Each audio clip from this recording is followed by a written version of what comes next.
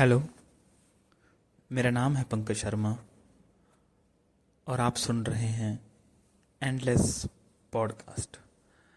तो endless podcast में आज बात करने जा रहा हूँ अपने बचपन के कुछ फेवरेट्स गॉड के बारे में। मैं पंजाब के एक छोटे से शहर में पला बड़ा हूँ और जब मैं बहुत छोटा था तो हमारे घर में एक रिचुअल होता था कि जब भी सुबह उठते थे तो सबके खाना खाने से पहले, ये हमारा घर का रिचुअल है। मैं कभी इसका ना हमने कोई हम किसी इस चीज़ का विरोधाभास किया कि पहला जो घर में जो खाना बनेगा तो वो भगवान जी को उसका भोग लगेगा। तो भगवान जी हर किसी का अलग अलग, जैसे अलग अलग डे हैं तो अलग अलग सबके फेवरेट भगवान होते हैं। मेरी नानी का फेवरेट भगवान श्री कृष्ण थे, तो बाकी घर वालों के किसी के शिव थे, विष्णु थे, अलग अलग। किसी का माता जी हैं, संतोषी माता हैं, दुर्गा माता हैं, काली माता है। भगवान एक है लेकिन सबके अलग अलग भोग होते थे। तो शुरू से ही मेरे लिए कृष्ण भगवान के प्रति एक, पता नहीं, एक दोस्ती थी कृष्ण भगवान जी के साथ, क्योंकि उनके बारे में उनकी कथाएं सुनने को मिलती थी।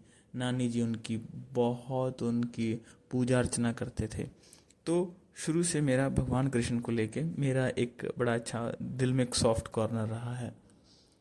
तो पिछले 13 मई को, शायद 11 या 12-13 मई को मूवी रिलीज़ हुई थी एक कृष्ण अवतारम। अभी मोस्टली क्या होता है कि जब भी कोई फिल्म रिलीज़ होती है, अगर वो फिल्म मेरी फेवरेट है तो सबसे पहले मैं उसका, अगर फेवरेट है, मुझे पता है कि मुझे ये जाके थिएटर में देखनी है, तो मैं उसका ट्रेलर नहीं देखता हूँ। लेकिन एक मूवी है जो कृष्ण अवतारम, इसका ट्रेलर मैंने एक बड़ी स्क्रीन पर एक मूवी के दौरान देखा था और मुझे ट्रेलर बहुत अच्छा लगा था। और मैंने विदाउट एनी जजमेंट, मुझे नहीं पता कि कौन इसको प्रोड्यूस कर रहा है, कौन इसको प्रमोट कर रहा है, लेकिन मैंने डिसाइड कर लिया था कि मुझे मूवी का ट्रेलर अच्छा लगा, मुझे देखनी है। और देखनी भी अपनी फैमिली के साथ है। मैं अपनी फैमिली के साथ बहुत कम फिल्में देखता हूँ। हालांकि पिछले दिनों एक पंजाबी मूवी आई है पेट स्यापा, उस मूवी में आप मुझे भी देख सकते हैं। मेरा नाम पंकज शर्मा है, तो उसमें मैं टाइसन के करेक्टर में हूँ। तो जरूर देख के, अभी तो वो थिएटर में से उतर चुकी है मूवी, बहुत जल्दी किसी OTT प्लेटफॉर्म पर आ जाएगी वो मूवी। पंजाबी मूवी है, सोनम बाजवा और परमवीर चीमा उस मूवी में है। तो मेरा प्लान था कि मैं अपनी फैमिली को वो मूवी दिखाने लेके जाऊंगा, लेकिन अभी वो 1 मई को रिलीज़ हुई थी, लेकिन बाय चांस 27-28 मई आते आते वो मूवी थिएटर में से चली गई। लेकिन मेरे पास अब ऑप्शन थी कि कोई किसी परिवार वालों को वादा किया है तो कोई ना कोई मूवी तो दिखानी पड़ेगी। तो सबसे अच्छी थी, फिर मैं परिवार के साथ गया कृष्ण अवतार मूवी देखने के लिए।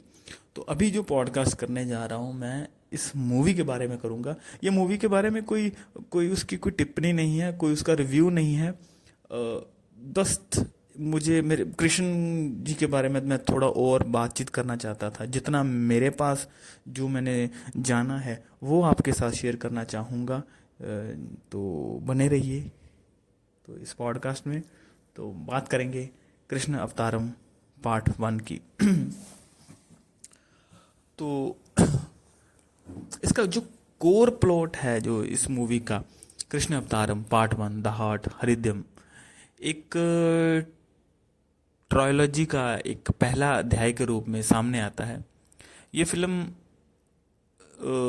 राजनीतिक युद्धों, कंस वध या केवल एक्शन दृश्यों पर भारी पड़ने के बजाय पूरी तरह से प्रेम और भावनाओं के दर्शन पर केंद्रित है। जो मुझे सिर्फ आज तक यही पता था कि कृष्ण भगवान और राधा जी, लेकिन नहीं, कृष्ण भगवान जी के अलावा बहुत सी कुछ एक जो हमारा इतिहास है, हम मोस्टली हम जब भी कोई मैथोलॉजिकल फिल्म देखते हैं तो उसमें कंपैरिजन होता है या तो बाहुबली से या कंपैरिजन होता है गेम्स ऑफ थ्रोन से, कि गेम्स ऑफ थ्रोन कैसा बना। देखिए, हर मूवी का बजट अलग है, हर मूवी के बनाने का तरीका अलग है। तो कुछ चीज़ों में कंपैरिजन पे मैं नहीं जाता हूँ, लेकिन ये मूवी इस कहानी का भी ताना बाना कृष्ण के अंतिम क्षणों से शुरू होकर जगन्नाथपुरी में आधुनिक समय के एक डिस्कोर्स तक जाता है, जहाँ तक खोजा गया है कि कृष्ण का भावनात्मक ज्ञान आज के आधुनिक जीवन से कैसे मेल खाता है। राधा के साथ वृंदावन के उन हसीन और सुहाने दिनों से लेकर द्वारका के उनके राज प्रबंध कर्तव्यों तक के सफ़र को ये मूवी दिखाती है। इसमें जो मुझे पहली बार पता चला, मतलब हालांकि घर वालों को तो मोस्टली पता था, लेकिन मुझे नहीं पता था। मैं एक आज का लड़का हूँ जो मोस्टली फिल्में देख रहा हूँ, लेकिन फिल्मों से ज़्यादा जो लिटरेचर में, मतलब मैंने कभी धार्मिक ग्रंथ नहीं पढ़े, लेकिन कृष्ण के बारे में सिर्फ जितना सुना है उसमें आज मुझे इस मूवी के थ्रू पता चला कि इसमें सत्याभामा के किरदार को बेहद नए और प्रगतिशील अंदाज में केंद्र में रखा गया है।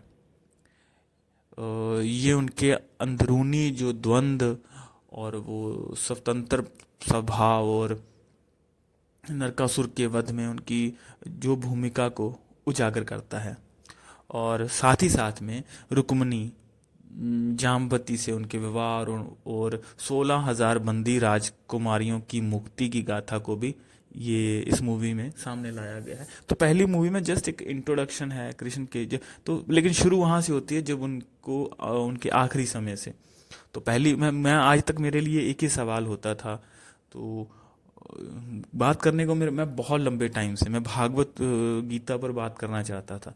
तो इस पॉडकास्ट के थ्रू मैं भागवत गीता में के बारे में बात करूंगा, लेकिन वो मैं अलग से पंजाबी में पॉडकास्ट बनाऊंगा उसके बारे में, क्योंकि भागवत गीता के बारे में मोस्टली जितनी भी मुझे इन्फॉर्मेशन या जानकारी मिलती है वो हिंदी में है। तो पंजाबी पॉडकास्ट मैं अलग से उसका बनाऊंगा, लेकिन आज इस मूवी के अराउंड थोड़ी बात करेंगे क्योंकि मुझे मूवी अच्छी लगी है। और इसमें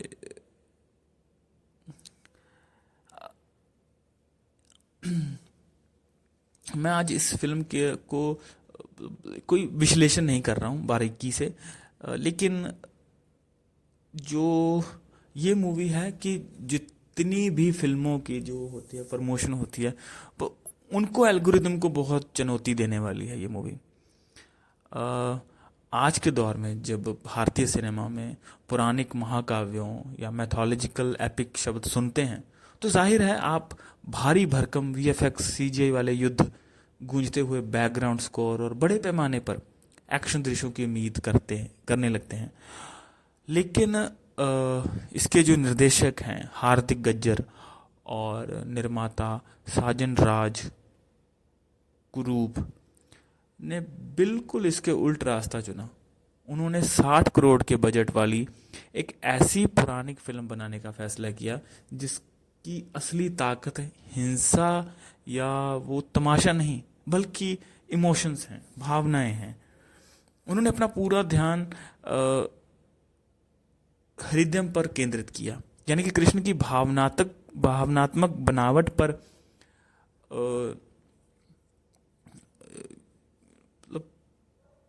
थोड़ा सा इसमें मतलब बहुत इमोशनल मूवी है। लाइक मैं जितनी भी देर मूवी देख रहा था मेरा ध्यान नहीं हटा बिल्कुल भी, मैं बिल्कुल फोकस्ड होकर मूवी देख रहा था।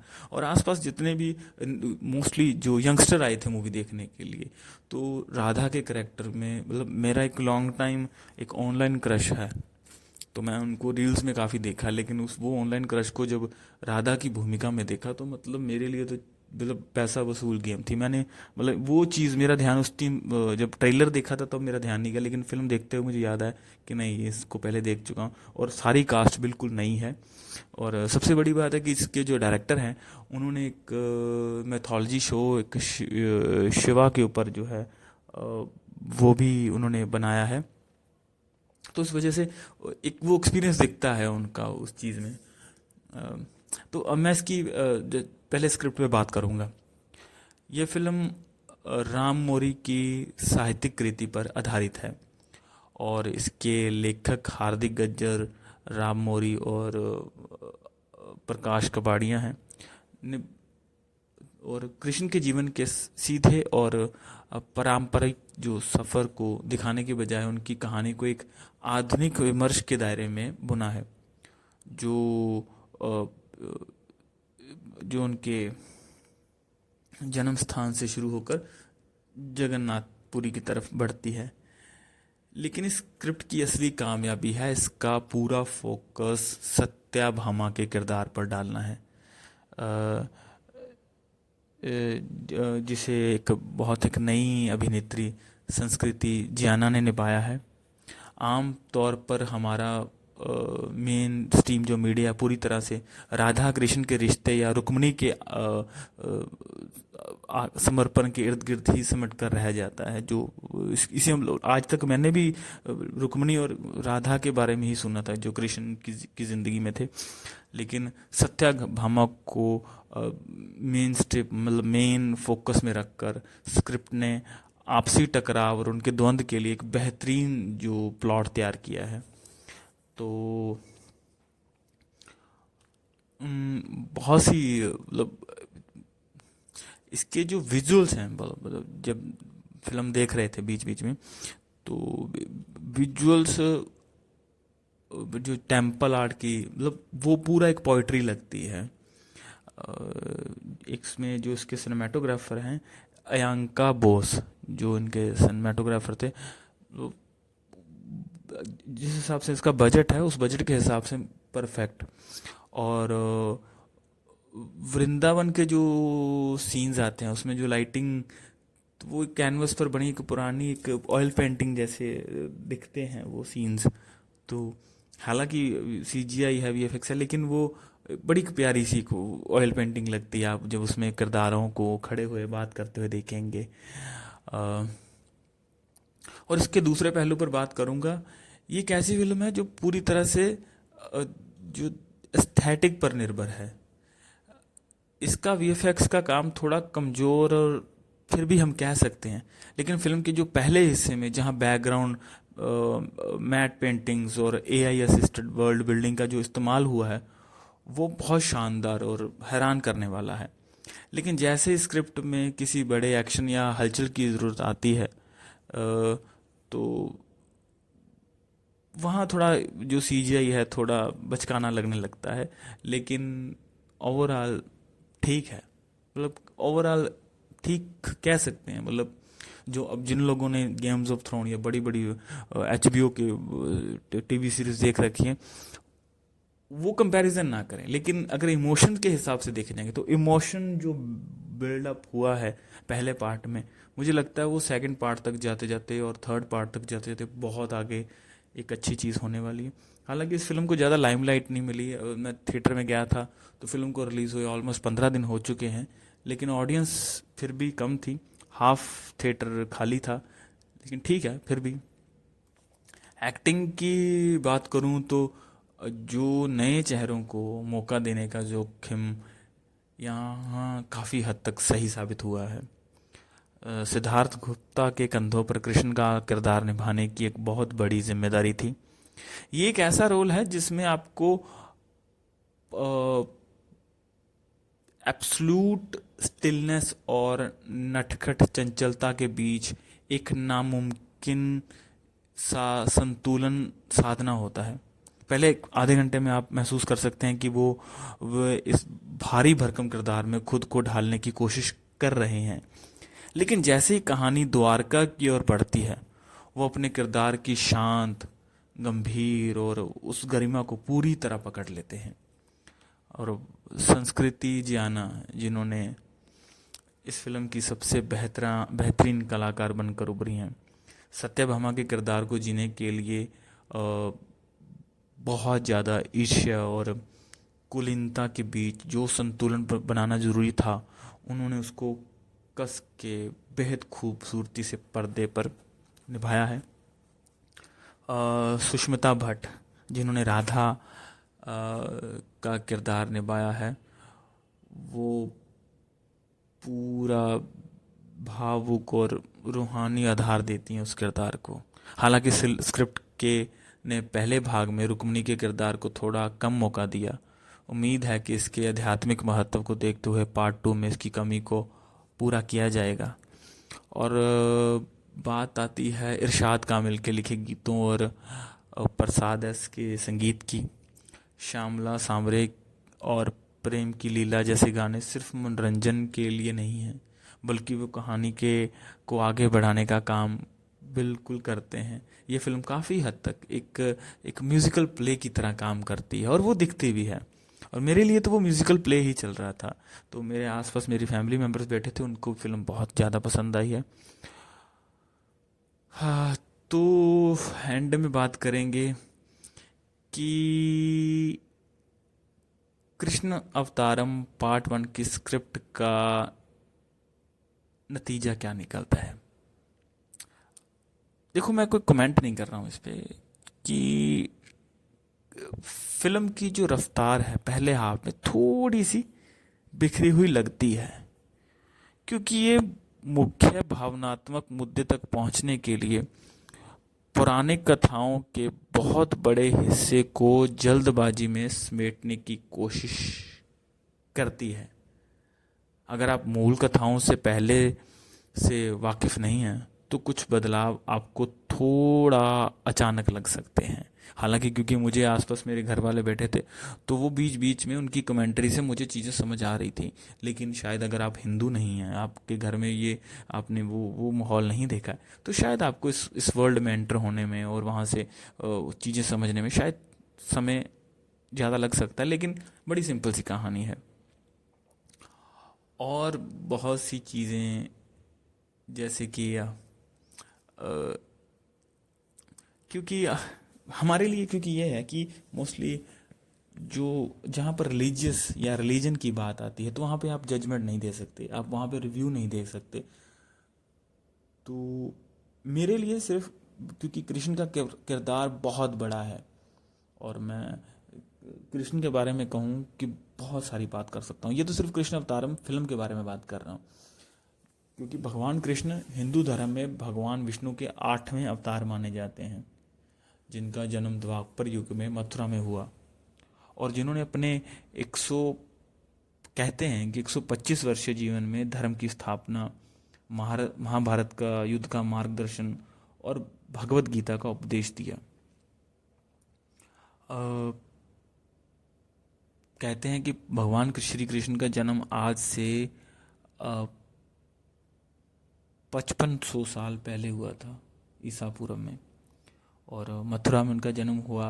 उनके माता पिता का नाम माता देवकी और पिता वासुदेव था, और उनका जो पालन पोषण था श्री कृष्ण जी का, वो माता यशोदा और गोकुल में हुआ।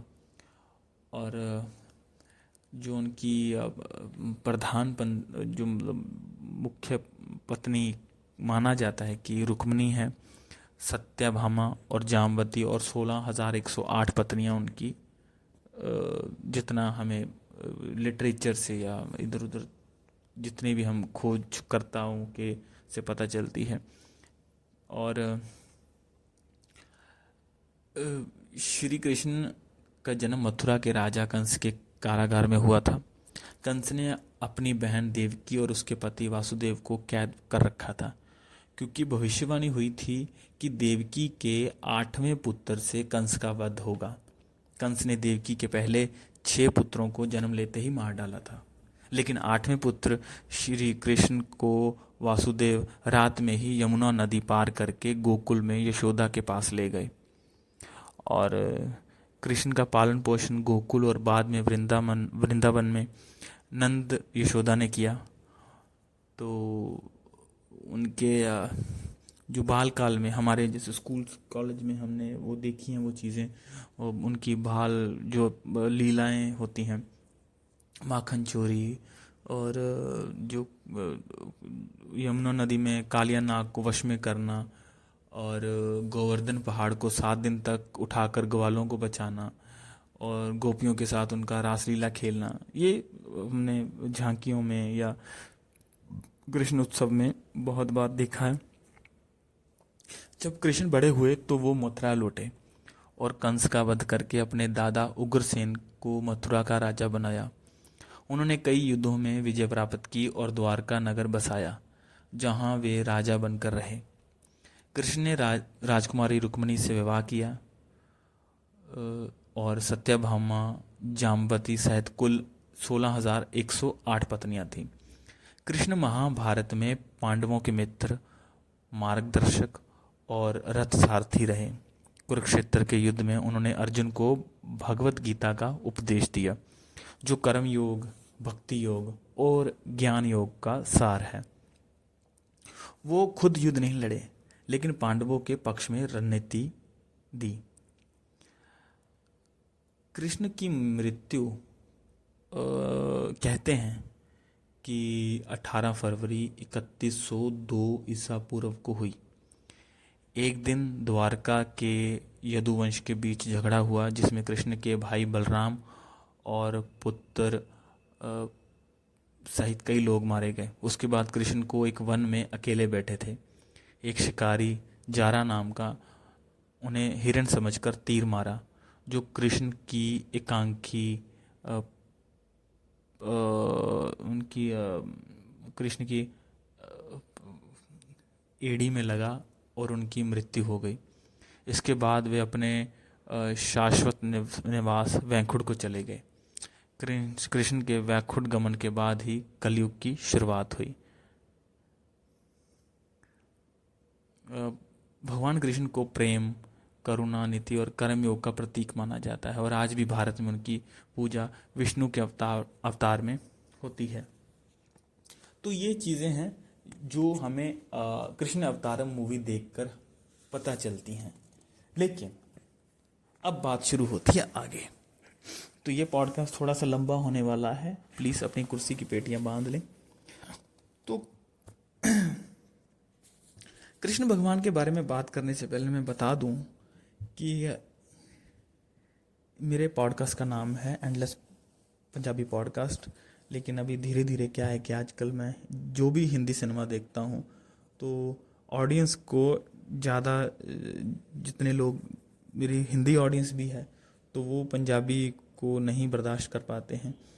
तो आप थोड़ा पंजाबी को भी, पंजाबी पॉडकास्ट में आएंगे। अगले पॉडकास्ट में मैं कृष्ण के बारे में जितनी बातचीत करूँगा, गीता उपदेश होगा, वो सारा मैं पंजाबी में एक्सप्लेन करूँगा। आज जो मेनली मुझे कृष्ण अवतार का जो एक बड़ा मज़ा आया जो देख के, तो उसमें कृष्ण वासुदेव के बारे में बात करूँगा कि कृष्ण महाभारत में आदि पर्व के समाप्त होते होते आते हैं, द्रौपदी स्वयंवर के अवसर पर। इससे पहले कृष्ण का पांडवों अथवा कौरवों से किसी प्रकार का संबंध नहीं दिखाया गया है।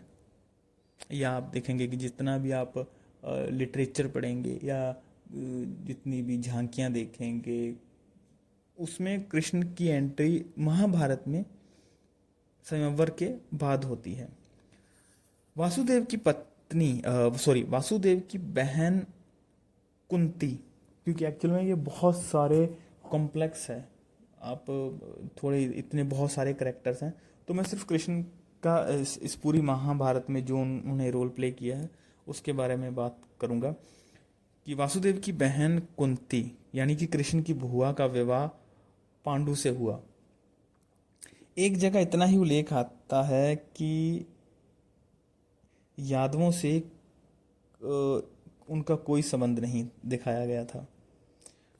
पांडु की मृत्यु तक पांडव हिमालय की तराई के अरण्य में रहते थे।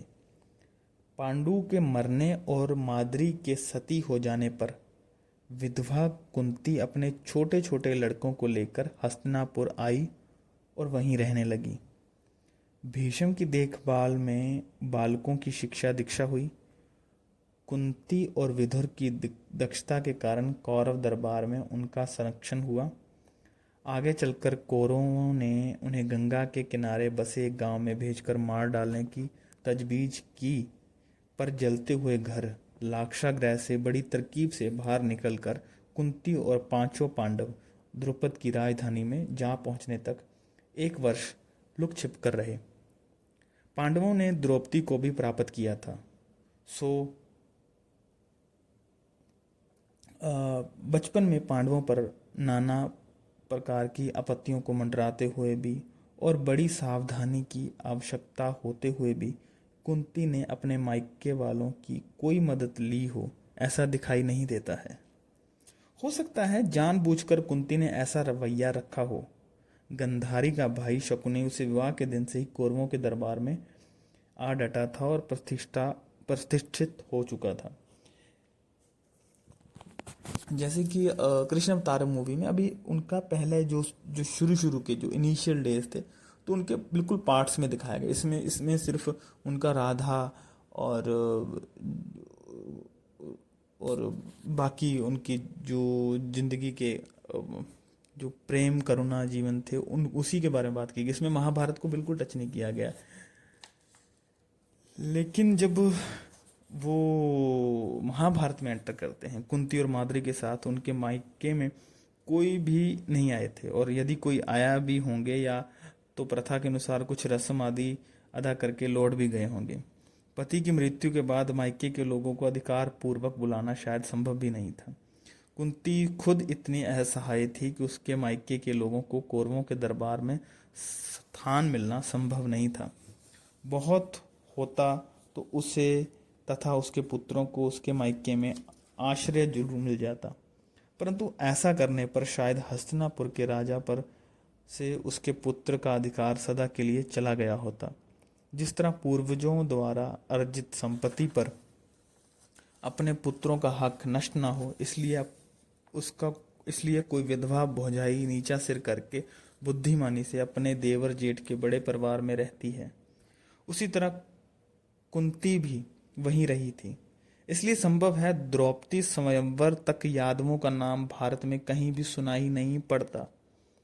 पांडवों के बचपन से लेकर द्रौपदी स्वयंवर तक यादवों का काल बहुत उत्कर्ष और शानदार रहा था। कंसवध, जरासंध युद्ध और उससे डरकर यमुना तट के प्रदेश छोड़कर उनका दक्षिण की ओर जाना, द्वारका की स्थापना और वहां स्थिर होना, ये सब घटनाएं इसी काल में हुई थी।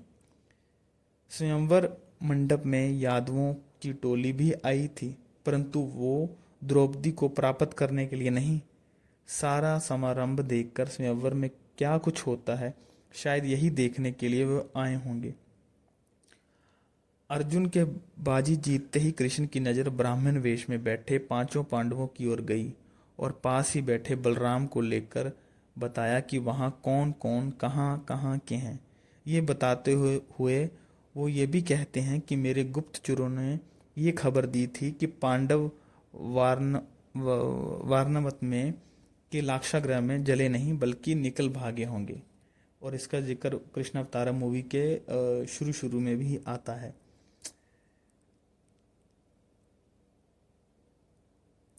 उन्होंने तथा बलराम ने अपना लवाजमा साथ ना लेते हुए अकेले लुक छिपकर युधिष्ठिर के पीछे पीछे जाकर पांडवों के रहने का स्थान भी खोज निकाला। वहां जाकर वे दोनों कुंती और पांडवों से मिले और इस ख्याल से कि इनके स्थान का पता दूसरों को ना लग जाए, वहां थोड़ी देर ही ठहरकर चुपचाप वापस लौट आए थे।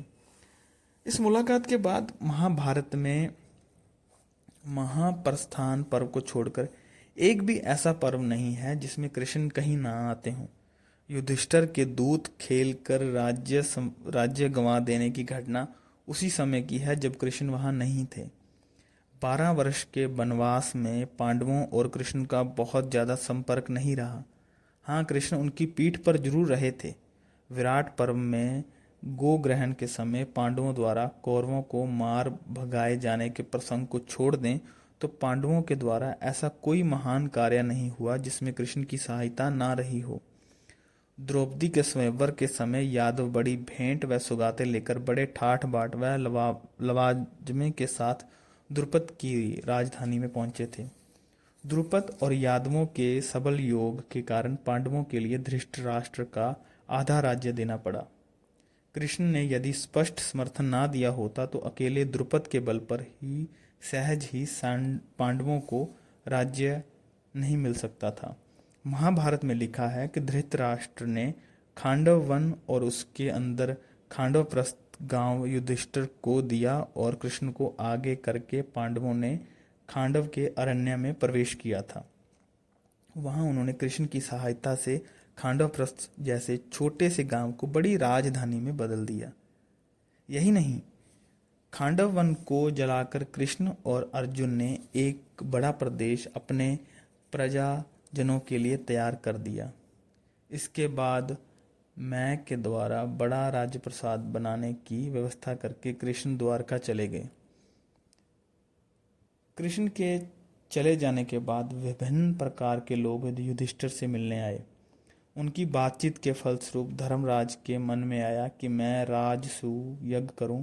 तब श्री कृष्ण को बुलाकर धर्मराज ने अपना मंतव्य उन्हें बताया। उस समय कृष्ण ने उसे विभिन्न राज्यों के राजाओं की जानकारी देकर बताया था कि कौन अनुकूल है और कौन प्रतिकूल होंगे, कौन आसानी से जीते जा सकेंगे, और ये भी समझाया कि मगधापति जरासंध का वध किए बिना राजसूय यज्ञ करना संभव नहीं होगा। जरासंध के संबंध में बताते हुए बात बात में श्री कृष्ण ने अपने पूर्व जीवन का उल्लेख करके तथा यादवों के मथुरा से द्वारका जाने की बात अपने ही शब्दों में उसे बता दी थी। महाभारत में जिस कृष्ण का दर्शन होता है वो हरिवंश पुराण या भागवत के कृष्ण से बिल्कुल जुदा है। महाभारत में कृष्ण बड़ी उम्र में द्वारकावासी होने पर आते हैं। उनके संबंध में कुछ बातें खुद उन्हीं के मुख से मालूम होती हैं। उन्होंने तथा बलराम ने कंस और सुनाम को मारा था। कंस की रानियां जरासंध की लड़कियां थीं। उन्होंने कंस वध का बदला लेने का तकाजा अपने पिता के पीछे लगाया और जरासंध ने यादवों पर चढ़ाई कर दी। जरासंध के सामने यादवों के पैर उखड़ गए और वे यमुना तट का प्रदेश छोड़कर पश्चिम की ओर भाग चले और रैवतक पर्वत के आसपास कुछ सथली नामक स्थान पर रहने लगे। वहां पर द्वारका नामक एक ऐसी नगरी बसाई जहां सहसा कोई शत्रु धावा नहीं बोल सकता था। इस नए नगर में तथा इसके आसपास के प्रदेश में वृष्णि, अंधक, भोज इत्यादि यादवों के विभिन्न कुल बलराम के आधिपत्य में रहने लगे। कृष्ण के पिता वासुदेव के अनेक रानियां पत्नियां थीं। बलराम उनमें रोहिणी का पुत्र था। सुभद्रा और सारन ये दो बहन भाई वासुदेव की एक तीसरी ही रानी के थे। अर्थात बलराम, श्री कृष्ण और सुभद्रा तीनों आपस में सौतेले भाई बहन थे। कृष्ण ने अपने शौर्य और बुद्धिमत्ता से यादवों की स्वतंत्रता कायम रखी थी। यादवों की इन विभिन्न शाखाओं का भी वर्णन महाभारत में कहीं कहीं आता है। सभा पर्व में बड़े बड़े यादव वीरों के नाम तक दिए हुए हैं। फिर भी महाभारत में स्थान स्थान पर बिखरी जानकारी एकत्र करके भी यादव वंश के सिलसिलेवार इतिहास नहीं बताया जा सकता। महाभारत के वर्णन से यादव बलशाली, धनसंपन्न, बड़े उद्धरण और अच्छे स्वभाव वाले, तुरंत शास्त्र उठाने वाले, अपनी ऐंठ में मस्त और रथविदा में निपुण दिखाई देते हैं। उनके ऐश्वर्य का वर्णन कई जगह आता है। यादवों में भी भीतर कई पक्ष और उपपक्ष हो गए थे।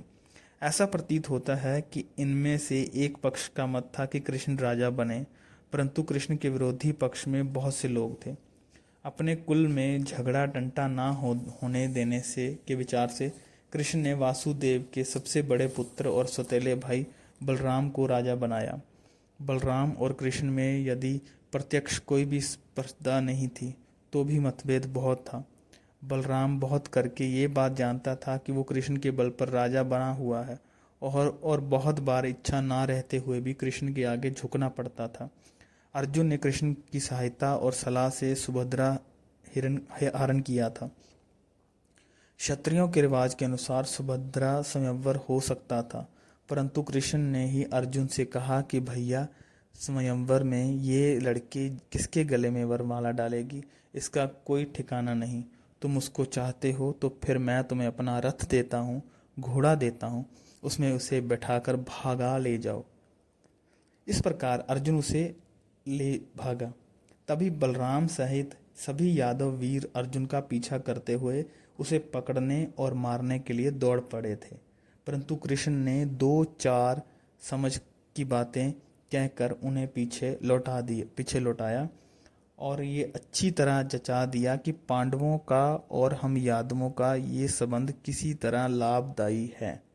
कृष्ण का झुकाव पांडवों की ओर बहुत था। बलराम के मन में पांडवों के प्रति सदिच्छा तो थी, पर आकर्षण नहीं। कौरव और पांडव दोनों में वो किसी का पक्षपाती नहीं था। जब महाभारत युद्ध शुरू हुआ तो वहाँ पक्ष के झंझट में ना पड़ते हुए अलिप्त रहा था। गदा युद्ध के समय जब भीम ने दुर्योधन की जांघ पर कमर के नीचे गदा मारी तो वो भीम को मारने के लिए उठ खड़ा हुआ था, परंतु कृष्ण ने उसे संभाल लिया। किंतु महाभारत युद्ध के समय यादवों के पक्ष उपपक्ष प्रकट हो गए थे। कृष्ण ने प्रत्यक्ष युद्ध में भाग नहीं लिया, तो भी कृष्ण पक्ष के यादव पांडवों की तरफ से लड़ते थे और दूसरे कितने ही यादव दुर्योधन की ओर से भी लड़ रहे थे। किंतु बलराम, जैसा कि पहले कहा गया है, स्वयं उससे अलिप्त रहा। कृष्ण की पत्नियों में सत्राजित की लड़की सत्यभामा महाभारत में प्रमुख रूप से आती है। कृष्ण जब सपत्नीक पांडवों से मिलने के लिए आते हैं तब सत्यभामा को अपने साथ लाए थे। वन पर्व में सत्यभामा उनके साथ थी। अदोग पर्व में जहाँ सेना की छावनियाँ पड़ी थी, वहाँ भी अर्जुन के शिविर में कृष्ण के साथ सत्यभामा गई थी। रुक्मिणी का नाम सिर्फ 1-2 बार आता है। बाद के साहित्य में ये बताया गया है कि रुक्मिणी कृष्ण की विशेष प्रिय पटरानी थी, पर महाभारत में ऐसा उल्लेख कहीं नहीं आया है। बल्कि अमूक का पति कहकर पुरुषों का वर्णन करने की प्रथा ही महाभारत में नहीं है। इंद्रप्रस्थ का राजा कृष्ण के पोते व्रज को मिला। व्रज रुक्मिणी के नाती का पुत्र था, परंतु अर्जुन ने जो उसे राज्य दिया वो कृष्ण की प्यारी रानी का पोता होने के कारण नहीं, बल्कि कृष्ण का बचा खुचा वंशज होने के कारण। व्रज का दादा पुधुन व सात्यक, ये दोनों अर्जुन के मित्र थे और उनकी शूरवीरता के प्रशंसक थे, करीब करीब भक्त ही थे। ऐसा उल्लेख महाभारत में कहीं कहीं आया है। अंत ये भी कहा जा सकता है कि अर्जुन ने जो इन दोनों के वंशजों को जो राज्य सौंपा, इस घटना में रुक्मिणी का कृष्ण की प्रिय रानी होने के कारण उनके वंशज को राज मिलने की बात का तिलमात्र भी संबंध नहीं है। महाभारत में जिस कृष्ण का वर्णन आता है उसमें गोपी वल्लभ का कहीं कोई नामो निशान नहीं है। उस समय सभी क्षत्रिय राजाओं की संपत्ति में गोधन का समावेश होता था। राजा के समय अपने भी गायों के ऐसे वृंद हुआ करते थे। राजा के नियुक्त किए हुए गोपालक हुआ करते थे। राज्य की सीमा से लगी खेती की जमीन खत्म होकर जहाँ से अरण्य की शुरुआत होती थी, उसी प्रदेश में गोवृंद विचरित थे। हस्तिनापुर के राजा के पास ऐसे गोवृंद थे, ये घोष यात्रा से स्पष्ट होता है। विराट पर्व से भी ये मालूम होता है कि विराट राजा के ऐसे गोवृंद थे। साल 2 साल में राजा लोग खुद जाकर अपने गोवृंद की गिनती किया करते थे। नए नए बछड़ों पर अपने स्वामित्व की मुद्रा छापने की प्रणाली थी। यादव उस समय का अत्यंत धनी क्षत्रिय कुल था। अंत उसके पास भी पशुओं के बड़े बड़े झुंड होंगे। द्रौपदी स्वयंवर के समय अथवा सुभद्रा के विवाह के समय उन्होंने पांडवों का रथ, दास दासी, घोड़े आदि के साथ बहुत सा गोधन भी दिया था। सुभद्रा को इंद्रप्रस्थ लाते हुए द्रौपदी को सुभद्रा पर क्रोध ना आए और वो शांत रहे, इसे निमित्त अर्जुन की एक तरकीब सोची। सुभद्रा को सुंदर गोपालिका के वेश में लाकर उसे द्रौपदी के पास भेजा और उसे कहलाया, मैं तुम्हारी दासी हूँ। इस स्थान पर एक गोप कन्या का उल्लेख हुआ है, परंतु उसमें भी ऐसा दिखाई देता है कि पांडवों की पटरानियों से मिलने को जाते हुए गर्वित होकर नहीं, बल्कि नम्रता दिखाने के लिए एक नीचे के वर्ग की स्त्री का अर्थात गोपालिका का वेश सुभद्रा को पहनाया था। उस समय की प्रथा के अनुसार कृष्ण बहुत सी स्त्रियों को जीत कर लाए थे। यमुना के किनारे अर्जुन से गपशप करते हुए दोनों मित्रों ने जो बातचीत की थी वो परस्पर पराक्रम के बारे में, और वहां पराक्रम युद्ध और प्रेम संबंधी था। परंतु जिस प्रकार अर्जुन बहुत सी स्त्रियों को जीत कर भी स्त्री लंपट नहीं था, उसी तरह कृष्ण भी स्त्री लंपट नहीं थे, बल्कि यूं कहना चाहिए कि उस समय तरह तरह की स्त्रियों को जीत कर लाना प्रेम की अपेक्षा राजनीति का एक भाग था। कृष्ण अर्जुन की मित्रता का आरंभ द्रौपदी स्वयंवर के समय से होना चाहिए। यहाँ पर फिर ये प्रश्न उपस्थित होता है कि जुदा जुदा लोगों की उम्र उस समय क्या थी। द्रौपदी स्वयंवर के समय अर्जुन की अवस्था कम से कम 20 वर्ष की रही होगी, ऐसा हमने पहले कहा है। वहीं 25 तक सहज ले जाई जा सकती है। अर्जुन की अवस्था को अधिक ना आंकने का मुख्य कारण ये है कि महाभारत युद्ध में भीष्म की आयु 90 साल से ऊपर नहीं जानी चाहिए। महाभारत में दो व्यक्तियों के परस्पर मिलने के व्यवहार संबंधी नियम बड़े कड़े थे। छोटे बड़ों को नमस्कार करते थे, बराबरी वाले छाती से छाती लगाकर मिलते थे, और छोटों को आशीर्वाद देने का रिवाज था। कुछ बातें बराबरी के लोग एक दूसरे से कर सकते थे, बड़े अथवा छोटों के साथ वैसी बातें करने की गुंजाइश नहीं थी। कृष्ण जब पांडवों से मिलने आते तो हर समय कुंती, युधिष्ठिर और भीम को नमस्कार करते थे, और नकुल, सहदेव उनके पैर छूते थे। अर्जुन का अलबत्ता वो आलिंगन करते थे। वो अर्जुन के समान भी थे। खांडव वन में जब वो वन विहार के लिए गए तो किसी बड़े बुजुर्ग के साथ नहीं ले गए। दोनों अपनी अपनी पत्नियों और दास दासियों को ले गए थे, क्योंकि स्त्रियों को मद पीना, नाचना, गाना आदि बड़े बातें बड़ों के सामने कदापि नहीं हो सकती थी। उद्योग पर्व में युद्ध के पहले अर्जुन के शिविर में कृष्ण और अर्जुन दोनों मद पीकर अर्जुन और अपने पैर सत्यभामा की गोद में और कृष्ण द्रौपदी की गोद में रखकर बैठे हुए थे। ऐसा वर्णन संजय के मुख से करवाया गया है। इस शिविर में संजय कहता है कि अभिमन्यु आदि बच्चों को भी जाने की मनाही थी। तात्पर्य ये है कि कृष्ण और अर्जुन दोनों बिल्कुल बराबरी के तन प्राण से मित्र थे। द्रौपदी स्वयंवर के समय यादवों को द्वारका में जाकर बसते हुए अधिक समय नहीं हुआ होगा। यादव एक अग्नि परीक्षा से पार हुए थे। पांडव इसी तरह कठिन अग्नि परीक्षा से बाहर निकल रहे थे। इस समय एक दूसरे के सहारे से दोनों का हित होने वाला था। श्री कृष्ण ने नीतिक मन में ये विचार न आया हो, ऐसा नहीं कह सकते। पांडवों के संबंध में कृष्ण ने बड़ी नीतिज्ञता बरती थी, ये दिखाई देता है, परंतु कृष्ण और अर्जुन की व्यक्तिगत मित्रता में नीतिज्ञता की अपेक्षा निर्वाज प्रेम ही अधिक दिखाई देता है। कृष्ण का पांडवों से जो संबंध था उसका विचार करते हुए कृष्ण ने समग्र जीवन का विचार करने की आवश्यकता है। भगवत गीता में कृष्ण के जीवन में बहुत से कार्य हुए हैं और नीतिमता भी रही। कुछ कुल संबंधी, कुछ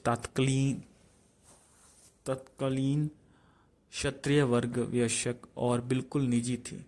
कंस वध कुछ अंशों में निजी कर्तव्य था और कुछ अंश तक सारे कुल की मुक्ति से संबंध रखता था।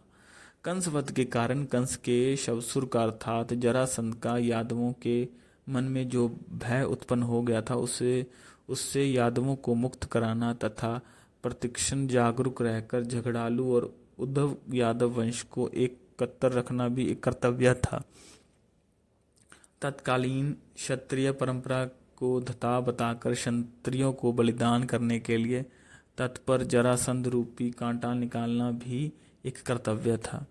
ये कार्य जितना अपने कुल के लिए था उतना ही सब राजवंशों की एक विशिष्ट श्रृंखला बनाने के लिए प्रयत्न का भी निर्देशक था। महाभारत की एक बात मन में छा जाती है, वो है क्षत्रिय वंशों के एक दूसरे से के संबंध और उनके परस्पर व्यवहार के नियम। भिन्न भिन्न राज्यवंशों के परंपरागत राज्य और राजधानियां थी। सिंधु, सोवीर, मद्र, गांधार, मत्स्य, पंचाल, हस्तिनापुर और मगध, चेटी, विदर्भ, इन सभी देशों के राजा वंश परंपरागत राजगद्दियों पर बैठे थे। यादवों को मथुरा से भाग जाना पड़ा था। उन्होंने नई राजधानी द्वारका बसाई। उन्होंने किसी दूसरी राजा का राज छीनकर उसे बसाया हो, ऐसा नहीं लगता। युद्ध के भी वर्णन हैं, परंतु किसी एक राज्य को जीत कर छीनने का उल्लेख नहीं मिलता। जरासंध को मारकर वह उसके बेटे को अभयदान देकर राजगद्दी पर बिठाया था। जरासंध ने जिन राजाओं को पकड़ रखा था उन सबको अपने छोटे छोटे राज्यों में जाने की सुविधा दी गई थी। शिशुपाल को मारने के बाद उसका लड़का गद्दी पर बैठा। महाभारत युद्ध समाप्त होने पर युधिष्ठिर हस्तिनापुर की गद्दी पर बैठा है। तब व्यास ने जो पहला कर्तव्य धर्मराज को बताया वो इस प्रकार है।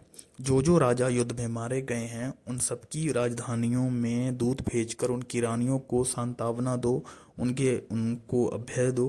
मृत राजा का कोई पुत्र हो उसे अभिषिक्त करो और उसकी रक्षा की चिंता रखो। कोई रानी यदि गर्भवती और कोई दूसरा वंशज ना हो तो अच्छे लोगों की नियुक्ति करके उसकी रक्षा करो, और उसके लड़का उत्पन्न हो तो उसका नाम की दुहाई फेरो। इन सब उदाहरणों से ऐसा दिखाई देता है कि उस समय युद्ध के कुछ खास नियम होते थे। क्षत्रिय लोग एक दूसरे के राज्य को छीन ले, ऐसा रिवाज उस समय की रीति नीति के अनुकूल नहीं था। धर्मराज के राजसूय यज्ञ के समय कृष्ण का पांडवों से जो विचार विनिमय हुआ उसमें ये भी बात दिखाई देती है।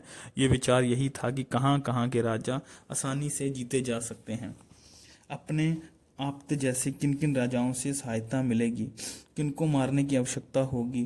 फिर पांडवों के 4 भाई जब प्रत्यक्ष दिग्विजय के लिए निकले तब वह राजाओं को पराजित करके उनसे कर भार लेकर और यज्ञ के लिए उनको नियंत्रण देकर आए।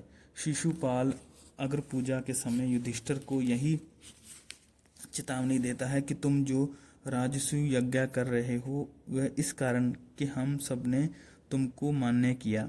उसके कहने का सारांश यही था कि कृष्ण ने जरासंध के समय संबंध में बात करते हुए भी यही कहा था। राजा लोगों को तुमने पकड़ कर रखा और अब उनकी बलि देने वाले हो। ये कार्य राजनीति के विरुद्ध है। तुम उन्हें छोड़ दो तो हम कुछ नहीं कहना। इस बात के लिए जरासंध राजी नहीं हुआ, तब उसे मार डालना पड़ा। जो राजा राजसूय यज्ञ करना चाहता हो वो केवल शूरवीर ही नहीं धर्मक भी होना चाहिए। ऐसा विचार उस समय था। कृष्ण ने युधिष्ठिर से यही कहा था, सम्राट के तौर पर तुमको सब लोग पसंद करेंगे, परंतु जब तक जरासंध जीवित है तुमको ये पद नहीं मिल सकता। वो राजा राजसूय यज्ञ करता हो, उसे यदि 10 राजाओं को जीतना पड़ता हो तो दूसरे 10 राजा उसके बराबरी के मित्र भी होने चाहिए। राजसूय यज्ञ जिस प्रकार दिग्विजय का प्रतीक था वैसे ही मान्यता का प्रतीक भी था। करीब करीब तुल्य बल राजा एक दूसरे के पड़ोस में राज्य करते थे। कई राजसूय यज्ञ करता हो या अश्वमेध, उसकी वजह से ये संतुलन बिगड़ता नहीं था। भय भीति का आतंक जमाकर जरासंध ने इस व्यवस्था को तहस नहस कर दिया था। बराबरी के राजाओं को कैद कर देना अथवा अपनी सेना के बल पर उन पर रौब जमाकर साम्राज्य प्राप्त करना कम से कम कृष्ण के मत में तत्कालीन क्षत्रिय नीति के अनुकूल नहीं था। महाभारत के बाद हमें बौद्धकालीन साहित्य मिलता है। उसमें काशी कौशल साम्राज्य का वर्णन है। उस समय राज्य स्पर्धा में राजा लोग एक दूसरे को गिराने का उद्योग करते थे और साम्राज्य भी स्थापित करते थे। ऐसा जान पड़ता है बुद्ध के बाद चंद्रगुप्त मौर्य ने इस तरह के साम्राज्य स्थापित किया था। उसके बाद अशोक ने भी यही राह पकड़ी। बाद में आए कुमारगुप्त, समुद्रगुप्त आदि भी साम्राज्य संस्थापक थे। पड़ोस के राजाओं की जमीन छीनकर अपने राज्य का विस्तार करना ये साम्राज्य स्थापना का सर्वमान्य सिद्धांत हो गया था। फिर भी गुप्तकालीन कालिदास ने रघुवंश में पुराने मूल्यों का उच्चार किया है। रघु के दिग्विजय के वर्णन में यही लिखा है यही कल्पना महाभारत काल में भी रूढ़ थी। दिग्विजय मानो एक खास सीमा में खेला जाने वाला एक दांव था। स्पर्धा कीर्ति के लिए भी थी, भूमि के लिए नहीं। कर भार लिया जाता, परंतु वो फिर दान के रूप में दे दिया जाता, अपने पास नहीं रखा जाता, ऐसा विधान था। बड़े राजा दिग्विजय करें, सब राजाओं से खूब धन रत्नादि प्राप्त करें और बड़ा यज्ञ करें, तथा उसमें दूसरों से जो कुछ प्राप्त हो उसमें अपने आसपास से कुछ और मिलाकर सारी संपत्ति दान कर दें। जिन राजाओं को जीता गया हो उन सबको बुलाकर उनका अतिथि सम्मान किया जाए और उनको घर पहुंचा दिया जाए। उस समय की उस परंपरा का वर्णन युधिष्ठिर के राजसूय यज्ञ में आया है। यही स्थिति फिर कालिदास ने रघुवंश में चित्रित की थी। सारी संपत्ति बांटते बांटते राजा स्वयं दरिद्र हो जाते, यहाँ तक कि ऐसी अवस्था हो जाती थी कि किसी को दान करने का सामर्थ्य भी नहीं रह जाता था। ये क्षत्रिय की गरिमा महत्ता समझी जाती थी। रघु के संबंध में लिखते हुए कालिदास ने बिल्कुल यही चित्र उपस्थित किया है। इसमें कहा गया है कि रघु राजा यज्ञ में दिए धनादि के कारण निर्धन हो गया था। विभिन्न क्षत्रिय कुलों के वंश परंपरागत अपने राज्यों पर उनका हक अबाधित रहता था। युद्ध में उनकी श्री चली जाती, पराजित होने पर अपकृत हो जाती और कर देना पड़ता। प्राज्य में अपमान और संपत्ति का व्यय, ये दोनों श्री के जाने का लक्षण थे। भूमि अलबत्ता कोई किसी की नहीं लेता था। आमने सामने की लड़ाई में कोई राजा यदि मारा जाता तो पराजित शत्रु को कैद कर लेने या मार डालने की प्रथा नहीं थी। इस प्राचीन परिपाटी का जरासंध में उठाकर ताक पर रख दिया था। जरासंध के भय के कारण केवल यादव ही नहीं, दूसरे और राज्यों के राजाओं के भी अपने राज छोड़ने और दूसरी जगह राज्य स्थापित करने का उल्लेख सभा पर्व में आता है। जरासंध मगध से मथुरा तक आया था, परंतु हस्तिनापुर के राज्य को सताया हो ऐसा दिखाई नहीं देता।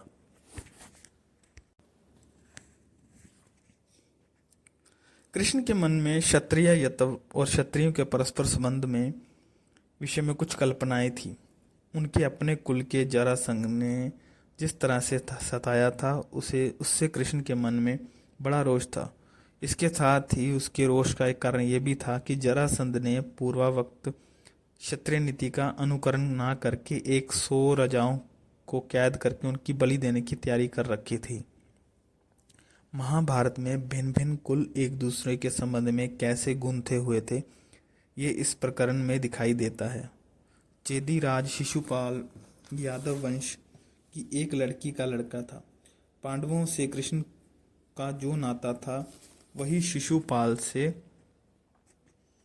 कृष्ण का था, परंतु शिशुपाल कुछ अन्य कारणों से कृष्ण का शत्रु और जरासंध का मित्र हो गया था। कृष्ण की योजना में शिशुपाल का वध करना नहीं था। हाँ, जरासंध रूपी कांटा निकालना वो जरूर चाहते थे और उनके मौके की तलाश में थे। जरासंध को मारकर उसकी जेल से राजाओं को मुक्त करने तथा क्षत्रियों से पूर्व पर संबंध फिर वैसे ही स्थापित करने को वो एक महान कार्य मानते थे। क्षत्रिय समाज विषयक उनके जीवन की ये एक महत्वाकांक्षा थी। इस सारे प्रपंच में श्री कृष्ण का कोई व्यक्तिगत लाभ हुआ दिखाई नहीं देता। ये सारी राजनीति कुल के लिए और कुल मिलाकर तात्कालीन राजकीय संबंधों के लिए थी। तो कृष्ण की अपनी कोई आकांक्षा थी ही नहीं। शूरवीर और पराक्रमी होकर भी अर्जुन की तरह छोटा भाई होने से वो स्वयं राजा नहीं हुए थे। एक बार यदि उन्होंने राज्य कार्य संभाल लिया होता तो उससे बड़े बेटे को राजगद्दी देने की रूढ़ी खत्म हो गई होती और यादवों में बराबर झगड़े शुरू होने लगते। इसलिए उन्होंने जानबूझकर अपने लिए नीचे का दर्जा स्वीकार किया। परंतु भले ही वो राजा ना बन सके तो भी कृष्ण की एक दूसरी महत्वाकांक्षा जरूर थी और वो महाभारत में स्पष्ट दिखाई देती है। वो थी वासुदेव होने की। वासुदेव होने का तात्पर्य क्या है, ये ठीक से समझ नहीं आता। पुराणों में ऐसी कथा आती है कि कृष्ण वासुदेव विष्णु का अवतार हैं और वो अपना अवतार कार्य पूरा करके स्वधाम को चले गए। उस कथा को सब लोग जानते हैं। कृष्ण वासुदेव अपने जीवन भर ईश्वर के रूप में रहे। उन्होंने दैवी चमत्कार किए और हम यही मानकर चलते हैं कि अपने समय में वो ईश्वर देव माने गए थे। परवर्ती संस्कृत लेख भी यही बतलाते हैं। मराठी, हिंदी, गुजराती में भी श्री कृष्ण चरित के रसभरित आख्यान, कथाएं तथा उन पर आधारित नाटक आदि हैं। उनसे कृष्ण विषयक यही भावना दृढ़ होती है। परंतु महाभारत को पढ़ते हुए एक आश्चर्यजनक धक्का लगता है। कृष्ण को असामान्य मानव, लेकिन मानव ही के रूप में महाभारत में चित्रित किया गया है। यहाँ कोई नई बात नहीं मालूम होती है, परंतु अपने को वासुदेव कहलाने का उनका प्रयत्न, दूसरे और किसी के द्वारा उनका उपहास किए जाने पर अपना वासुदेव टिकाने के लिए उसे मार डालना, इन दो बातों के उल्लेख से मन चक्कर में पड़ सकता है। महाभारत द्वारा इस रहस्य का कोई पता नहीं चलता। जैनियों की वासुदेव कल्पना में काल चक्कर को 24 भागों में बांटा गया है। उसमें 12 भाग ऊपर चढ़ने की और 12 भाग नीचे उतरने की अवस्था मानते हैं। नीचे से ऊपर जाने की अवस्था में सभी जीव अधिकाधिक अच्छे मूल्य की ओर बढ़ते हैं। अवसर्पणी में उनकी अधोगति होती रहती है। इस काल चक्कर के विभागों में 9 वासुदेव, 9 बलदेव और 9 प्रति वासुदेव निर्माण होते हैं। अवसर्पणी में ही राम और कृष्ण ये 2 वासुदेव हुए। सभी 9 वासुदेवों के माता पिताओं के नाम भी दिए हैं। राम की माता केगमयी व पिता दशरथ, कृष्ण की माता देवकी और पिता वासुदेव होने के कारण कृष्ण पैतृक अर्थ में वासुदेव थे। वासुदेव अखिल त्रिखंड भरत चक्रवर्ती होते थे। राम के लिए बलदेव लक्ष्मण था, प्रति वासुदेव रावण था। कृष्ण के लिए बलदेव बलराम था, प्रति वासुदेव कंस था। 7वां वासुदेव गौतम गोत्री, 8वां राम दशरथी और 9वां कृष्ण वासुदेव, ये दोनों कश्यप गोत्री थे। सब वासुदेवों के आने अपने 7 रत्न होते थे। वो है चक्र, खड्ग, धनु, मणि, माला, गदा व शंख। कृष्ण के पास भी चक्र, खड्ग, कौमोदगी, गदा, वैजयंती, माला, समंतक, मणि तथा षाढ़धनु थे। वासुदेव को किसी बात की कमी नहीं थी। हिंदुओं की कल्पना के अनुसार इस वाक्य को लें तो वासुदेव पूर्ण, सगुण, सर्वगुण संपन्न, पुरुषोत्तम ऐसा अर्थ लगाया जा सकता है। और भी 2 बातें कही गई हैं कि कितनी ही तुच्छ या भयंकर बात हो तो उसमें उन्होंने कुछ ना कुछ अच्छा ही दिखता है। इस गुण को अभावोन्नति का पूरक समझना चाहिए। दूसरा, नीचे खड़ा रहकर नहीं लड़ते, इससे रथदेव का निर्देशक समझना चाहिए। इस सारी कल्पना में कुछ सनातक कल्पना, कुछ बौद्ध संप्रदाय की कल्पना और कुछ ईसाई कल्पना देखी जाती है। सतयुग से कलयुग तक चतुष्पाद धर्म का एक एक पांव टूटता जाता था। ये कल्पना अवस्मरणी काल चक्कर में आती है। वासुदेव, प्रति वासुदेव आदि एक एक कालखंड के प्रतिनिधि की कल्पना हमारी मनु की कल्पना के अनुसार है। पूर्ण पुरुष की कल्पना, दशावतार की कल्पना हमारे यहाँ है। वासुदेव हैं पूर्ण। महाभारत में जिन विषयों को अधूरा उल्लेख है, जो अत्यंत कुतूहल कारक विषय हैं, उसमें वासुदेव भी एक है। ऐसा लगता है उस समय 3 व्यक्ति वासुदेव बनने की मनीषा रखते थे। एक वासुदेव का पुत्र वासुदेव कृष्ण, दूसरा शिशुपाल और तीसरा पौंड्र देश का राजा। शिशुपाल के जन्म ही 4 हाथ थे। इनमें से तो कृष्ण के दृष्टिपात मात्र से गले पड़े थे, पर बाद में उसने वासुदेव बनने का प्रयत्न किया हो ऐसा दिखाई नहीं पड़ता। परंतु ये जरूर मालूम पड़ता है कि उसकी कृष्ण से भयंकर शत्रुता थी। पौंड्र देश का राजा भी अपने को वासुदेव कहलाता था। संवय कृष्ण कहते हैं कि ये पौंड्र मेरे चिन्ह धारण करता है। पौंड्र पर चढ़ाई करके कृष्ण ने उसको युद्ध में मार डाला। उसका कारण ये तो नहीं था कि वो अपने को वासुदेव कहलाता था। ये तो स्पष्ट रूप से कहीं भी नहीं बताया गया है कि वासुदेव होने से तात्पर्य क्या है। परंतु जब कृष्ण की वासुदेव बनने की उखाड़ पछाड़ देखते हैं तो इस बात में कोई शंका नहीं रह जाती कि इसमें कोई विशेष बात अवश्य है। कृष्ण किसी भी राज्य के राजा नहीं थे। सम्राट होना तो दूर रहा, परंतु वासुदेव अवश्य थे। भगवत गीता में कृष्ण समय कहते हैं कि वृष्णेन वासुदेवाय मां। वासुदेव की अनेक पत्नियां थी और उन्हें बलराम, सारन आदि पुत्र भी थे, परंतु क्या बात है कि अकेले कृष्ण ही अपने को वासुदेव कहलवाते थे।